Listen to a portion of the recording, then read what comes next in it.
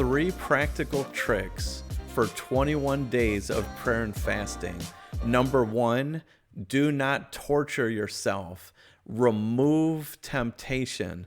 The Bible says in Matthew 4:3, it says, when the tempter came to him, he said, if thou be the Son of God, command that these stones be made bread. And so that was one of the first things that Satan did to Jesus to get him to break his fast, was to tempt him and to get him to turn the stones into bread. And so as a child of God, for us to have a practical tip of successful fasting is don't torture yourself. Remove the temptation. Sometimes we are our worst enemies. We put ourselves in temptation. We put ourselves in harm's way.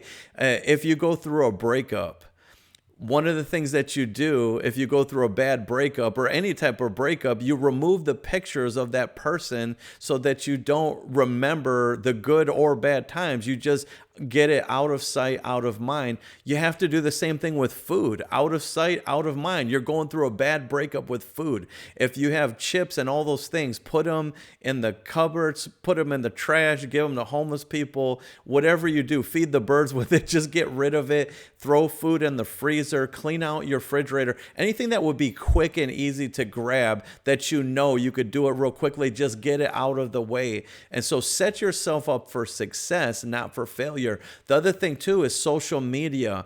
Everything works off of algorithms. If you're looking at your feed and you look a little bit too long during your fast and you look at a food commercial or a food review, something like that, now you have triggered all the algorithms to bombard your feed with food. Now you're literally torturing yourself. Same thing with TV. Take a fast not only from food, a real fast is from food, but take a fast from social media. Take a fast from the stuff that you're looking at on social media. And so that is a very simple way to avoid being tempted unnecessarily, to literally torturing yourself, because you'll find yourself, you look at one food thing and that leads to 2, and before you know it, you're wasting 3 hours during your fast, which could be going towards reading the Bible, praying, serving in the house of God, doing ministry, and you're just looking at food things. So don't do that to yourself. Don't torture yourself. Remove unnecessary temptation. Number 2, and this is a good one, remember your motivation. Remember why you're fasting. The Bible says in Hebrews 11:6, it says, but without faith, it's impossible to please him, for he that cometh to God must believe that he is, and that he's a rewarder of those who diligently seek him. So remember that not everybody's going to be fasting. You're going the extra mile. You're doing what other people don't want to do, can't do, whatever reason. You're being set apart. Even within the church, there is a remnant within the church that press on. They tithe more. They serve more. They're more faithful. They don't miss services. They come early, leave late. Be that Christian who goes the extra mile, because you're not doing it in vain. Everything that you do in God, there's a reward for it. He is a rewarder of those who diligently seek him. And one of the greatest ways to diligently seek God is through prayer and fasting. So, number 2, practical tip to 21 days of prayer and fasting, remember your motivation. Remember that everything you're doing, there's a reward on the other side. And I think of the story of David in 1 Samuel 17:26. It says, then David asked the men standing near him, what will be done for the man who kills this Philistine and removes this disgrace from Israel? Who is this uncircumcised Philistine that he should defy the armies of the living God? And they repeated to him what they had been saying and told him, this is what will be done for the man who kills him. Then Eliab, David's oldest brother, heard him speaking with the men, and he burned with anger at him and asked, why have you come down here? And with whom did you leave those few sheep in the wilderness? Imagine his brother. There is a a life-threatening historical battle, and Goliath is facing the army of Israel, and lives are going to be totally lost in this war, and he's worried about a few sheep. So when you fast, you're going to have people that try to distract you from the rewards and what the big picture is, and worrying about something of insignificance. They'll try to take you, you're fasting for spiritual gain. You're fasting to grow in the spirit. You're fasting in a way that could permanently change your life and those around you. Fasting, it kills your flesh. It gets you closer to God. It opens up your ears to hear the voice of God, and hearing the voice of God can permanently change your life. And so remind yourself of your motivation, why you're doing. So here, David is on the front line of the battle, and his brothers trying to say, what about the few sheep? Don't be distracted by people who are going to be petty. Just look at how David responds to that. It says that, I know your heart.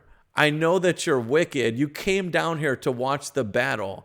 And then it says, now what have I done, said David. Can't I even speak? He then turned away to someone else and brought up the same matter, and the men answered him as before. So here David is asking, what is going to be the reward to the one that kills Goliath?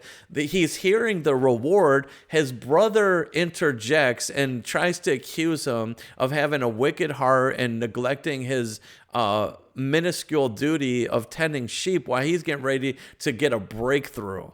And David says, can I even speak? And he ignored. He didn't even respond to his brother. He went right back to reminding himself the motivation. What is the reward? And he asked somebody else. So multiple times he's asking what this reward is. You're not going into a battle without a reward. When you go into a battle that others won't go into, when you do what other people won't do, you will get the king's reward. You will get the blessing that they could have got but chose not to. So as you get tempted to break your fast, as you get tempted to cheat, as you go through hunger pains, as you go through self-denial, you're reminding your belly that you're not my God. I don't live and breathe for food. Man shall not live by bread alone, but by every word that proceeded out the mouth of God. The Bible says one of the fruits of the Spirit is self-control. You're bringing your body into subjection. You're letting your body, your flesh, your belly know that you're not the boss of me. Jesus is. My life is in the hands of Jesus. So that's the second thing. The number 3 practical step or secret to 21 days of prayer and fasting is to set clear intentions and goals. Habakkuk 2:2 says, and the Lord answered me and said, write the vision and make it plain upon the tables, that he may run that read it. In other words, write down your plan, write down your goal, put it on a piece of paper so that he reads it, he may run with it. In other words, he can execute that plan, he can execute that vision. Write down a list of things that you want to see God do.